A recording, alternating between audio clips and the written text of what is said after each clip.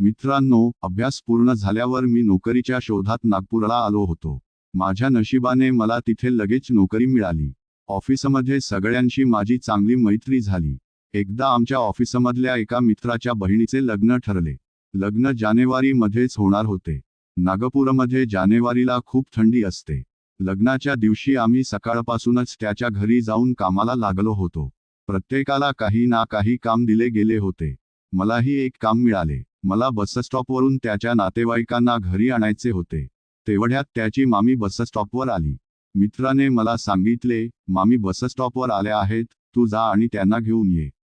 मी मामींना आणण्यासाठी बसस्टॉपवर गेलो. बसस्टॉपवर पोहोचल्यावर मी मामींना फोन केला आणि सांगितले, मी तिकीट काउंटरजवळ उभा आहे. मामींनी मला तिथेच थांबायला सांगितले. थोड्या वेळानंतर मागून कोणीतरी मला हाक मारली. त्या माझ्या मित्राच्या मामीच होत्या. त्यांचे वय 45 ते 46च्या आसपास होते. घोरवर्णी पण अप्रतिम सौंदर्य. त्यांचे नाव होते सुमित्रा. नावाप्रमाणेच त्या खूपच सुंदर होत्या. लांब चेहरा, त्यावर मोठी टिकली आणि मोठ्या मोठ्या डोळ्यांनी सजलेले सौंदर्य. त्यांचे ओठ अप्सरेच्या ओठांप्रमाणे मोठे, त्यावर लाल लिपस्टिक आणि ओठांवर एक काळा तीळ, बालाची सुंदरता. त्यांनी निळ्या रंगाचा ब्लाउज घातला होता. त्यामधून त्यांच्या व्यक्तिमत्वाच्या रेषा स्पष्ट दिसत होत्या. गळ्यात फक्त एक जाड चांदीची चेन. मित्रांनो, कोणीही त्यांना पाहिल्यास त्यांच्या सौंदर्याने भावना दाटून येऊ शकतात. एकंदरीत माझ्या मित्राची मामी म्हणजे कयामतच होती. त्यांना पाहून माझी भावना दाटून आली. त्यांनीही कदाचित माझ्या दाटून आलेल्या भावनेला पाहिले असावे, पण त्यांनी पाहिले असं काहीच दाखवले नाही. फक्त त्यांची ती स्मित हास्य मला समजले की त्यांना माझी भावना कळली आहे. मीही त्यांच्याकडे पाहून हसलो. मामींनी विचारले, काय झालं, का हसतोयस? मी म्हणालो, काही नाही मामी. पण माझी चोरी पकडली गेली होती म्हणून मी त्यांच्याकडे पुन्हा पाहिले नाही. मग आम्ही कारमध्ये बसलो. थोडे अंतर गेल्यावर मामींनी विचारले, तुझे लग्न झाले आहे का? मी म्हणालो, नाही मामी. त्या म्हणाल्या, का? तू तर तरुण, स्मार्ट आहेस, मग लग्न का नाही करत? मी हसत म्हणालो, मामी, आता करिअरवर लक्ष आहे, वेळ येईल तेव्हा लग्नही करेन. मग मी विचारले, तुमच्या कुटुंबात कोण कोण आहे? त्या म्हणाल्या, माझा एक मुलगा आहे, विक्रांत. तो मुंबईत नोकरी करतो. मी कोथरूडमध्ये एकटी राहते. असं बोलत बोलत आम्ही मित्राच्या घरी पोहोचलो. घरात सगळे लग्नाच्या तयारीत व्यस्त झाले. लग्न मोठ्या हॉटेलमध्ये होते. सगळे तयार होऊ लागले. तेवढ्यात मित्राची आई म्हणाली, सुमित्रा, मामींना सलूनला सोडून ये. मी मामींना सोडायला गेलो. परत आलो, पण मामींना परत आणायला गेलो तेव्हा त्या अजून तयारच नव्हत्या. त्या म्हणाल्या, माझी साडी आणि ब्लाउज घरीच राहिले. मग आम्ही पुन्हा घरी आलो. घरी आल्यावर लक्षात आले की सगळे हॉटेलला गेले होते. घरात आम्ही दोघेच होतो. मामी जाऊन कपडे बदलू लागल्या आणि मी बाहेर वाट पाहत होतो. तेवढ्यात मामींनी मला हाक मारली. मी रूममध्ये गेलो तर मामींना ब्लाउजचा हुक लावण्यात अडचण येत होती. त्यांचे हात मागे पोहोचत नव्हते. घरात आम्ही दोघेच आणि मामींचा ब्लाउज उघडा. मी क्षणभर घाबरलो, पण लगेच माझ्या मनात वेगळे विचार जागे झाले. मी संधीचा फायदा घ्यायचे ठरवलं. मी मामींच्या जवळ गेलो आणि हुक लावण्यात मदत करू लागलो. त्यांचे व्यक्तिमत्व पाहून माझी भावना आधीच दाटून आली होती. माझी भावना त्यांच्या अस्तित्वाला टच होऊ लागली आणि मग जे झालं त्याची मी स्वप्नातही कल्पना केली नव्हती. मामींनी मागे हात आणून माझ्या दाटून आलेल्या भावनेला पकडले. मी पण खूप प्रभावित झालो होतो. मी मामींना मिठीत घेतले आणि त्यांना चुंबन घेऊ लागलो. मामी माझ्याकडे वळल्या आणि चुंबन घ्यायला सुरुवात केली. मग मी त्यांना मोकळे केले आणि त्यांच्या जीवनात तोंडाने सुंदर वेळेचा अनुभव देऊ लागलो. मित्रांनो, त्या इतक्या प्रभावित होत्या जणू कित्येक महिने त्यांना हा सुंदर वेळेचा अनुभव मिळालाच नव्हता. मग मामींनी माझी भावना मोकळी केली आणि त्यांनी माझ्या भावनेला तोंडाने सुंदर वेळेचा अनुभव देऊ लागल्या. मला त्यांना थांबवायचे होते कारण मी आधीच प्रभावित होतो आणि त्यांचा अनुभव इतका जबरदस्त होता की रंग लगेचच निघाला असता, पण मला मजा येत होती आणि अचानक मी त्यांच्या तोंडातच रंगाच्या फवाऱ्या सोडल्या. मामींना खूप अनुभव होता, त्यांना रंग निघाल्याचा काही खेद नव्हता. त्या मला बेडवर घेऊन पडल्या. थोड्या वेळाने माझी भावना पुन्हा दाटून येऊ लागली. मामी माझी भावना पकडून त्यांच्या जीवनात टाकली आणि मी पण सुंदर वेळ द्यायला सुरुवात केली. मामीही साथ देत होत्या. आम्ही दोघेही खूप मजेत सुंदर वेळेचा अनुभव घेत होतो. बराच वेळ मी त्यांना सुंदर वेळेचा अनुभव देत राहिलो. आवाजांनी खोली दुमदुमली. माझ्या भावनेतून रंग येणार होता. मी मामींना विचारले, त्या म्हणाल्या, याची काळजी तुला करायची गरज नाही, मी ऑपरेशन केले आहे, तू बिंदास माझ्या जीवनात रंगाच्या फवाऱ्या सोड. मी लगेचच त्यांच्या जीवनामध्ये 5-6 रंगाच्या फवाऱ्या सोडल्या आणि मी थकलो. आणि मी फोन पाहिला तर मित्राचे 10 मिस कॉल्स. आम्ही लगेच उठलो, आंघोळ केली, मामी तयार झाल्या आणि आम्ही हॉटेलवर पोहोचलो. मित्राने विचारले, तुम्हाला इतका उशीर कसा झाला? मामी म्हणाल्या, माझ्या पायाला थोडी मूच आली होती म्हणून डॉक्टरकडे गेलो होतो. मित्र म्हणाला, मामींची काळजी घेतल्याबद्दल थँक्स, रोहन.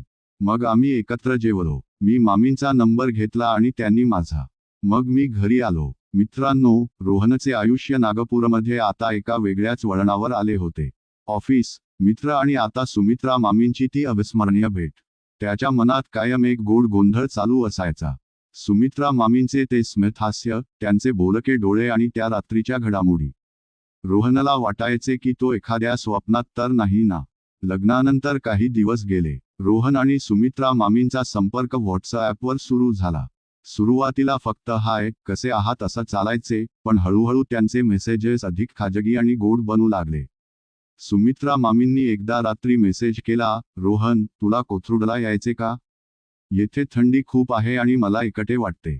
रोहनचे हृदय धडधडले. कोथरूडला जाण्याचा विचार त्याला खूपच रोमांचक वाटला, पण त्याच्या मनात एक प्रश्नही होता. सुमित्रा मामी खरेच इतक्या मोकळ्या मनाच्या आहेत की यामागे काही वेगळेच आहे? रोहनने ऑफिसमधून 2 दिवसांची सुट्टी घेतली आणि कोथरूडला जायचे ठरवलं.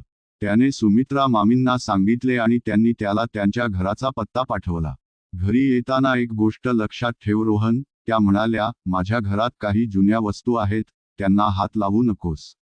रोहनला हे थोडे विचित्र वाटले, पण त्याने मान डोलावली आणि म्हणाला, ठीक आहे मामी, मी काळजी घेईन.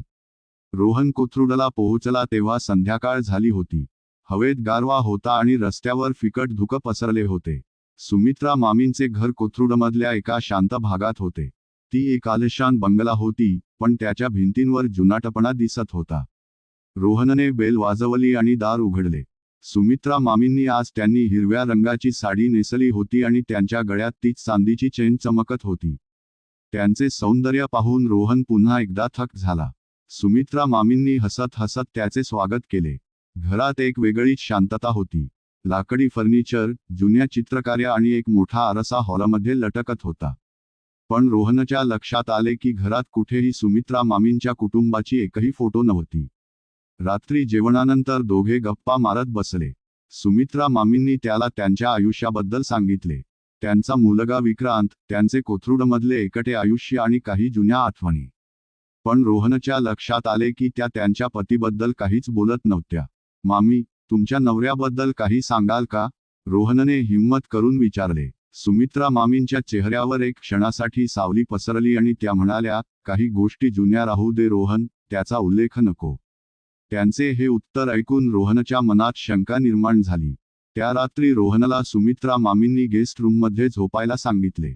पण मध्यरात्री त्याला काहीतरी आवाज ऐकू आला. खटखट खटखट आवाज घराच्या दुसऱ्या मजल्यावरून येत होता. रोहनच्या मनात उत्सुकता आणि भीती यांचा संमिश्र भाव निर्माण झाला. त्याने हळूच दार उघडले आणि कॉरिडॉरमध्ये डोकावले.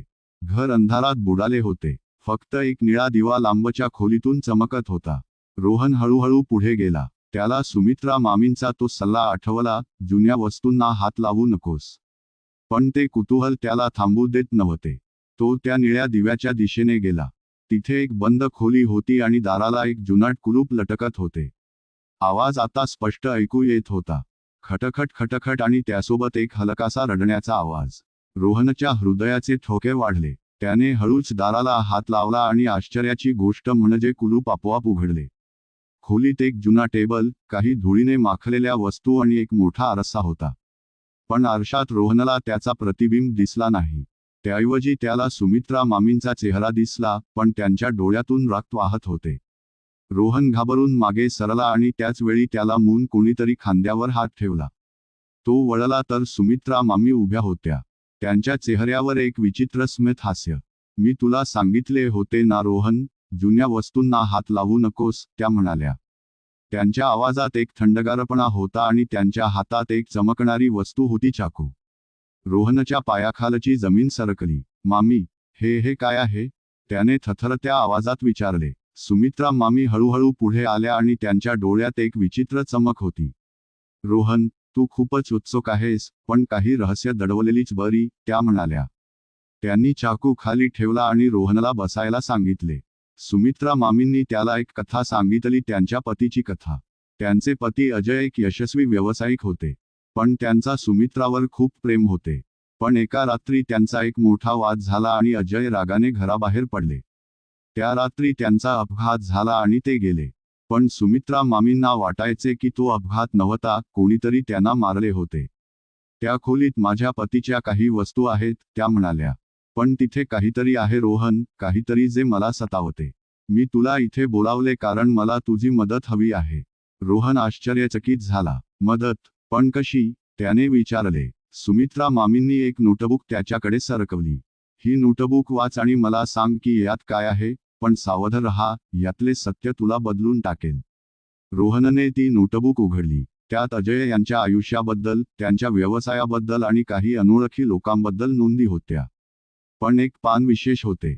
त्यात एक नाव लिहिले होते, विक्रांत, सुमित्रा मामींच्या मुलाचे नाव, आणि त्याच्या बाजूला लिहिले होते, तो माझा विश्वासघात करेल. रोहनच्या मनात प्रश्नांचे वादळ उठले. विक्रांतने आपल्या वडिलांशी विश्वासघात केला होता की यामागे काही वेगळेच सत्य होते? त्याने सुमित्रा मामींना विचारले, पण त्या गप्प बसल्या.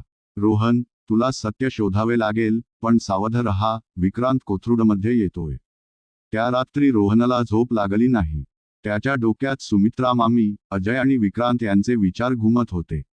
सकाळी त्याला एक मेसेज आला विक्रांतचा. रोहन, मी आज संध्याकाळी कोथरूडमध्ये येतोय, माझ्या आईला भेटायचे आहे. तू तिथे आहेस का? रोहनने सुमित्रा मामींना याबद्दल सांगितले आणि त्यांच्या चेहऱ्यावर पुन्हा तीच सावली पसरली. संध्याकाळी विक्रांत आला. तो एक उंच, गंभीर चेहरा असलेला तरुण होता. त्याने रोहनकडे संशयाने पाहिले. तू कोण? त्याने विचारले. रोहनने सांगितले की तो सुमित्रा मामींचा मित्र आहे. पण विक्रांतच्या डोळ्यात काहीतरी वेगळेच होते, राग, भीती की लपवलेले सत्य. रात्री जेवणानंतर विक्रांतने सुमित्रा मामींना एकट्यात बोलायला घेतले. रोहन बाहेर बसला होता, पण त्याला त्यांच्या खोलीतून येणारे आवाज ऐकू येत होते. आई, तू त्याला का बोलावलेस? तुला माहीत आहे ना तो किती धोकादायक आहे? विक्रांतचा आवाज होता. सुमित्रा मामी काहीतरी बोलल्या, पण त्यांचा आवाज नीट ऐकू आला नाही. रोहनच्या मनात शंका वाढत होती. तो हळूच खोलीच्या दाराजवळ गेला आणि त्याने ऐकले. विक्रांत, तू मला सत्य सांग, त्या रात्री तू काय केलेस? सुमित्रा मामींचा आवाज थरथरत होता. आणि मग एक जोरदार किंकाळी. रोहनने दार उघडले आणि त्याला दिसले सुमित्रा मामी जमिनीवर पडल्या होत्या आणि विक्रांतच्या हातात एक चमकणारी वस्तू होती. पण ती चाकू नव्हती, तर एक जुनाट पेंडंट. विक्रांतने रोहनकडे पाहिले आणि त्याच्या डोळ्यात भीती दिसली. रोहन, तू हे पाहिलेस. आता तुला सत्य माहीत आहे, पण तू कोणालाही सांगितलास तर? रोहनच्या हृदयाचे ठोके थांबले. त्याला काय करावे हे समजत नव्हते.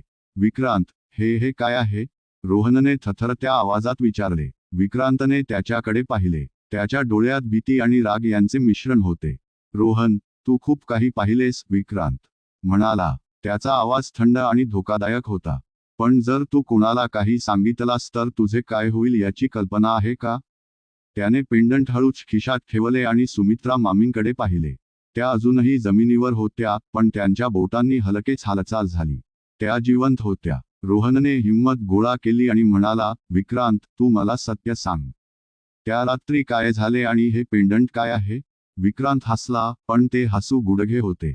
तुला सत्य हवे? ठीक आहे, पण आधी आईला उठवूया. त्याने सुमित्रा मामींना हळूच उठवले. त्यांच्या कपाळावर थोडे रक्त होते, पण त्या शुद्धीवर आल्या. सुमित्रा मामींनी रोहनकडे पाहिले आणि म्हणाल्या, रोहन, मला माफ कर. मी तुला या सगळ्यात ओढले, पण मला तुझी खरीच गरज आहे. रोहनच्या डोक्यात प्रश्नांचे वादळ उठले. सुमित्रा मामी, विक्रांत आणि त्या नोटबुकमधले सत्य, हे सगळे काय होते?